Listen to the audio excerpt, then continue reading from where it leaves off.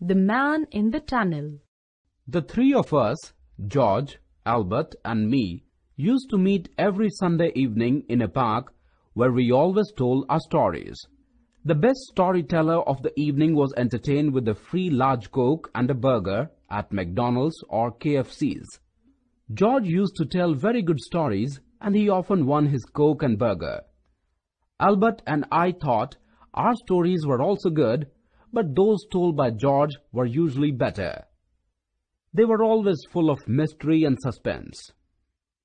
Of all the stories he had told so far, we thought his story of the man in the tunnel was the best.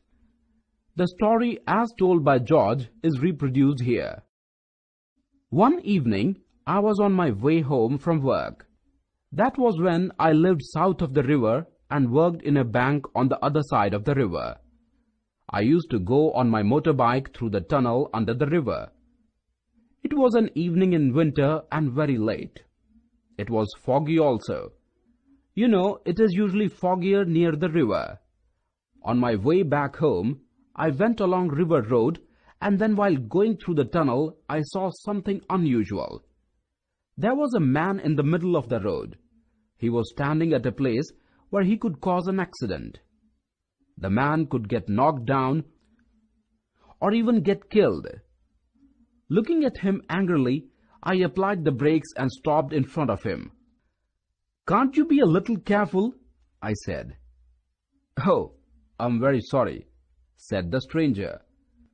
"But I have had an accident with my car and I must get home quickly. I live on the other side of the river and it's not far from here. Could you please take me with you?" He told me his address, and truly it was not far from there. The street where he lived was only a short distance from my house. "Okay," I said. "Sit behind me and be careful." The stranger got on and we started. At that time, there wasn't much traffic in the tunnel and it was all very quiet. I tried to talk to the man behind me.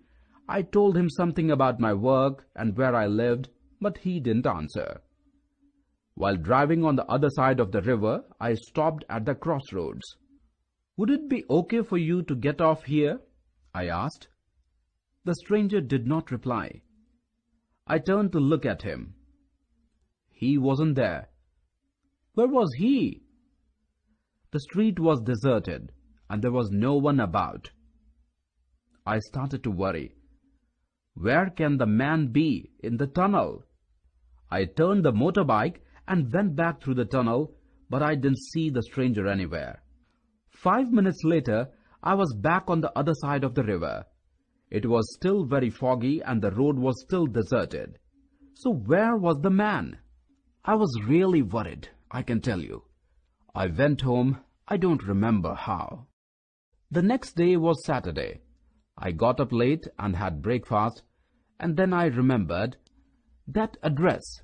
Yes, I know the address he told me last night. I will go to his house and find him. That morning the weather was a lot better. I arrived at the house where the man had said he lived. It was a large house in a busy lane.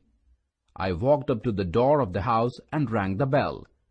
The old woman opened the door slowly. "Well, what do you want?" she asked. I started to tell her my story about the stranger. He said he lived here.